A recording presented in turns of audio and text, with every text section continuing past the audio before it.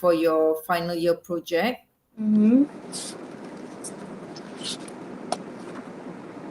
Do you have any questions? Actually, I would love to change the topic because for me it's a bit complicated because I couldn't find any much past studies about that. Um, I decided to do the title was because of my past lecturer. She said that try to do something that can relate to racism or racist comments. So at first, my title was about how social media could give influence to writing skills development. But then she said that it was too common. And then she said something like try to relate to social media, racist comments, and also language development. Okay, so Yeah. what is your initial interest? What is it that if you say you want to change topic, what do you want to change it to? I want to change it to how emojis and abbreviations could have impact on language writing skills development. Whether it could give like positive or negative impact on their writing skills because nowadays people always use emojis and abbreviations. So I'm scared that might affect the standard writing skills. When we say writing skills, of course, when you use emoji, you use emoji in a social engagement, right? Mm-hmm. Amongst friends, family members. You don't use emojis when you're talking to somebody in a senior position, for instance, right? Yeah.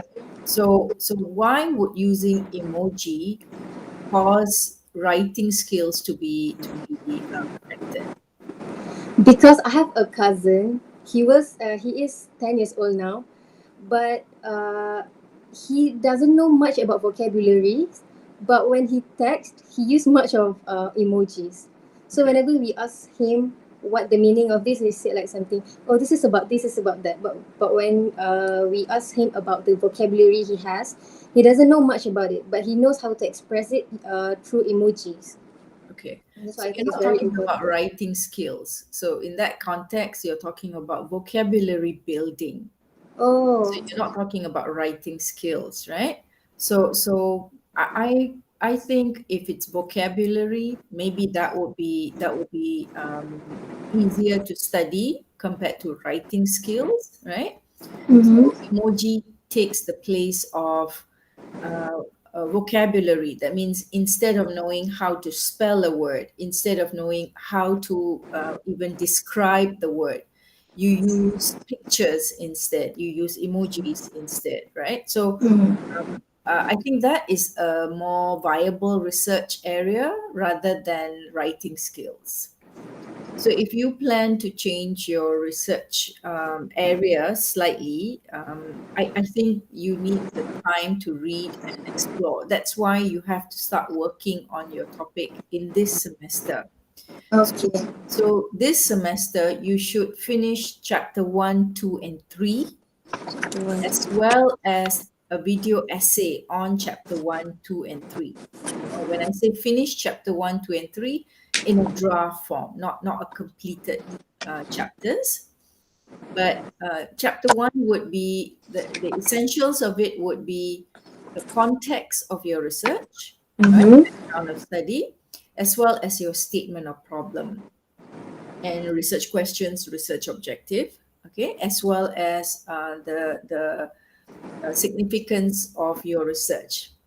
So when you say you want to look at the use of emojis, do you have any particular group in mind that you want to study? Because you said your cousin, you were saying your Mm-hmm. cousin, your 10-year-old cousin. So one way to go about doing this is to start looking at past studies, previous research done on the use of emoji to communicate. To communicate. And what are the drawbacks of using emojis, right? I personally like to use emojis because it makes my communication less serious. So as a middle-aged person, I use emoji to make me look a little less serious, a little bit more fun and jovial. So I use emojis for that, to create that kind of an impact in my communication with my friends, especially, and family members. So, but in young children, you're right, in young children, when they have not developed vocabulary, maybe even spelling, they know the word, but they don't know how to spell the word, Yeah. right? Emojis substitutes their ability to develop spelling skills and vocabulary building. Emojis take the place of them developing vocabulary. So then it is a drawback. So my first task for you would be, between now and next week, Mm-hmm. look at past research in this area, specifically on vocabulary building, on even spelling amongst, certain group of people, right? Young people especially. But you can also use, and when you look at past studies in this area, look at the methodology that they choose to do. How do they study this topic? Do they have kind of a focus group discussion? Do they have surveys or questionnaires? How do they get data for this? Um, one way to do would be to have a case study, maybe have two or three candidates that you use, and you find out the way they communicate, whether or not the emojis play an important role in their communication. And if emojis play an important role, another thing to question them is how well they know words compared to how well they know emojis. Mm-hmm. you know so you can do like a case study. You can have a few people to study, and those people that you study, they can fall under certain demographic. Maybe they are young learners, maybe they fall under a certain category of learners, 10 years and below or 12 years and below, because then you can check against their vocabulary level. How much vocabulary do they know? But if it is your group, your classmates, then we're looking at a different variable, right? Because young adults, you expect them to have certain level of vocabulary. Vocabulary. But if they don't know how to spell the words, or if they don't know how to describe a particular emotion in a form of a word, and they choose emojis instead, look at past studies. What does it show? Does it show vocabulary limitation in vocabulary, or does it show a personality trait? What does emoji represent in communication? You know, so Mm-hmm. between now and next week, you have a lot of things you can explore. Look at how past studies have used emojis in their studies, in language, communication and language. That's number one. Number two, look at the methodology used. So that means whatever the methodology, if you like the way it is used, you can apply the methodology in your study. That means you use the same methodology, but you have a different group of people that you study. So if you come across a research that shows young adults being studied, maybe in China or in India or in any parts of the world, and that data is able to identify certain traits amongst young adults regarding their language expansion, because of the use of emojis, extensive use of emojis in their Mm-hmm. communication. You apply that methodology amongst your friends, amongst young adults in your group, right? So when you do literature review, you get two things. One, you identify past studies that's in this area. You identify the gap in this area that you are interested in. But as you're doing that, you also get to identify the methodology used, whether or not you can use the same methodology in your research. So you don't have to develop a new methodology, right? So the methodology that you use would be the same as the previous research. So your data will be new, and your findings will also be contributing to this research. Okay, so for the undergraduate level, you don't need a new or original methodology. You don't have to develop a conceptual framework and all that. So my suggestion is to fine tune your research topic. So when you say emoji, emoji in which context, emoji in the expansion of what aspects of language? Is it vocabulary? Is it adjectives? Is it because usually we use emojis to describe feelings, Yeah. right? So in language, feelings is basically adjectives: happy, sad, depressed, disappointed.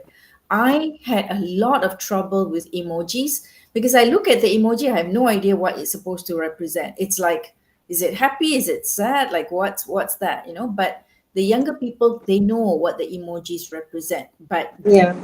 do they have the right word for it? So you may want to test, say, maybe you have a group of adjectives that you want to test, maybe a group of 20 adjectives, and you want to know whether uh, um, the people that you are going to study, whether they know these adjectives, number one, whether they know what it means, and whether they know how to spell it.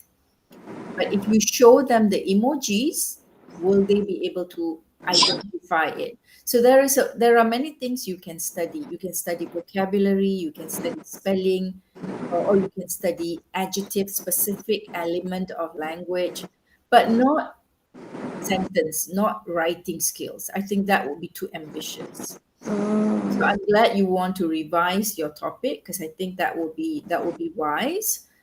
But as you are doing literature review, look at how other studies have explored the use of emoji, and also start to identify what aspects of language development is being explored. Is it vocabulary, spelling, knowledge of adjectives? What aspect? Okay, Okay. so Uh, yeah. Doctor, let's say if I found a study and I want to use the methodology, do I need to like cite or explain in my study that I follow this kind of Yes, methodology? yes, yes. So in chapter 3, you will make citation to that particular study, and you will show that this current research replicates a methodology conducted in a previous study on another corpus, right? Another sample, and you want to see whether or not the methodology is viable in this research. So yeah, that's okay. That can be done. And because if you don't cite it, then it will be considered plagiarism and all. But you do have to make mention of it. Yeah. Even though we are using like the exact same methodology, it That, won't that's be seen fine as failure. because the data will be different. That means you are not studying the Oh, same group of people. If you're doing exactly the same methodology, same group of people, then you can't expect new findings, right? But if you use the same methodology, meaning the way they have investigated, even the same questionnaire, that's still okay. But you are studying a different group of people, so your findings will either strengthen the findings of the previous research, or it may even add to the findings of the previous research because you've got different demographics.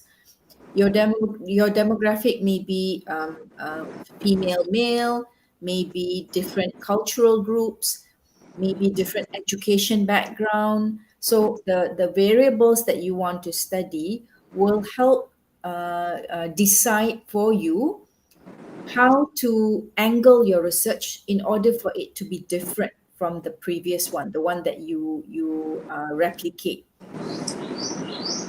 Because you're not copying, you're using the same. It's like using the same ruler but studying a different landscape, okay. measuring a different landscape. Yeah, so your findings may be the same, but your findings will also add to that because you've got different things you have included in your research. So like if can I like macam can I use different research questions like for one maybe for the first and second research questions I want to my sample data is going to be maybe school students, but then the third research questions is I want to aim for perceptions among maybe I want to identify the perceptions among university students or maybe adult. Is that That is seriously too ambitious. Even at the PhD level, we will say have the same group of the sample group, have the same group. Don't try to compare and contrast amongst school going students and PhD or sorry or higher education students. So I would suggest decide on one study category. sample? Yes, one study sample, one group, and even within that group, say for instance, undergraduates, even within that group, I would narrow the scope to maybe a particular program. So don't say undergraduate UKM students because that's too broad. Narrow it down to a particular program, not just a particular faculty, but to a particular program. Maybe linguistic students, maybe ELS students, maybe psychology students, whatever, whoever you can access, and look at previous research. If previous research have done extensively on, say, for instance, science students or any other discipline, what is missing? Maybe the English language study students are not studied sufficiently, or maybe school going students are not studied sufficiently. So that's where the gap lies.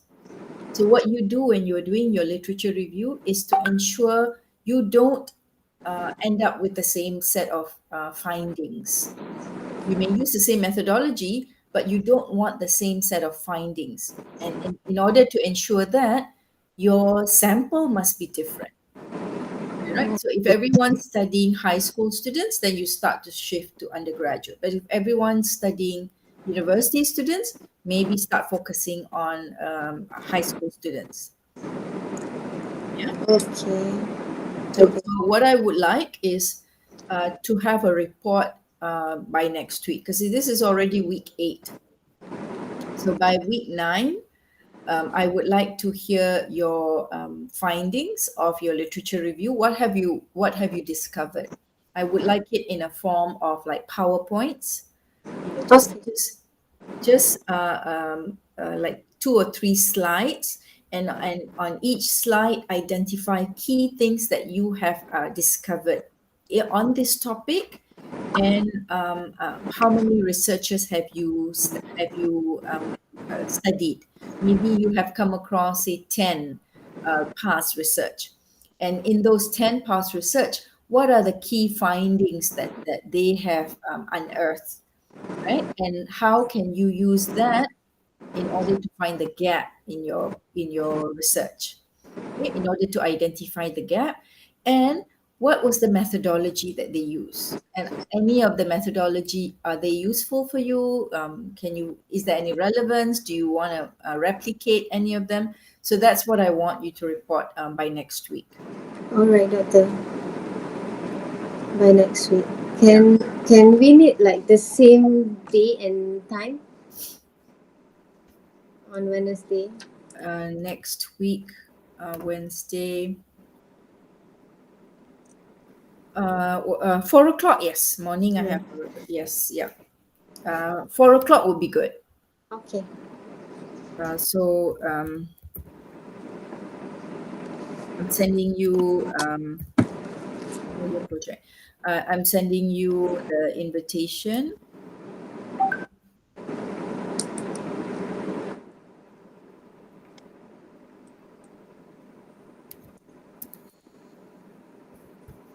Okay.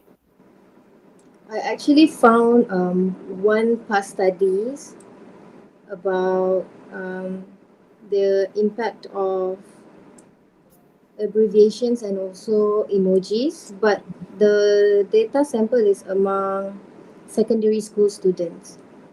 So I think the methodology is good for me to use too, because the methodology used was they collect like a text speak conversations between their friends for Mm-hmm. 4 weeks Mm, among them. mm, So their selections and also their data is very wide. They found a very wide data. mm. So I think Um, I would be less. I mean, to. I wouldn't want your scope to be too wide. Yeah. mm-hmm, Keep in mind, the more data you have, the more you have to analyze them. And when you have to analyze a lot, your findings will also explore a lot of new ideas and new thoughts and new discussions. But for a final year project, you have very limited space, in terms of page reference, page limit, and all that. So I would suggest, I like the idea of giving a time frame, and maybe identifying a group of friends who communicate mm-hmm, with each other.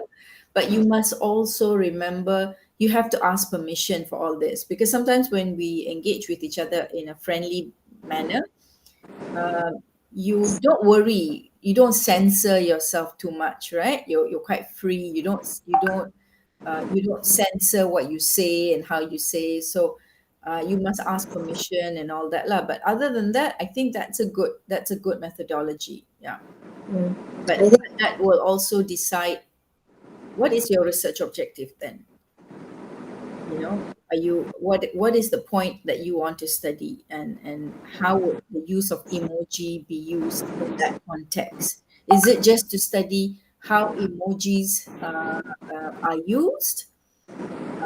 What exactly? Because then the topic will also change. It's not about language development, it's not about writing abilities, it's not about all that, right? So yeah, yeah, I welcome any change in topic, as long as you can clearly conduct the study, number one, and number two, there is some contribution that you are making. You don't want to just do a research for the sake of doing research, but then there is nothing new, right? So as you do the literature review, you will be able to decide, okay, this topic has already been done, but this one thing within the Malaysian undergraduate UKM students context, it hasn't been done. Okay, so that will be original. Just a simple, mm, small gap that you can fill with your research. That is already good enough. It doesn't have to be mind-bogglingly big and earth-shattering. Has to compare large groups of people. No, it doesn't have to be like that. okay, Okay? Yeah. yeah. But I will use this as my past studies too lah. Yes. Yes. Okay, doctor. Okay. Any other questions? As for now, no, because you have answered all of my questions already. But I will get back to you next week lah. So I will stop the recording now.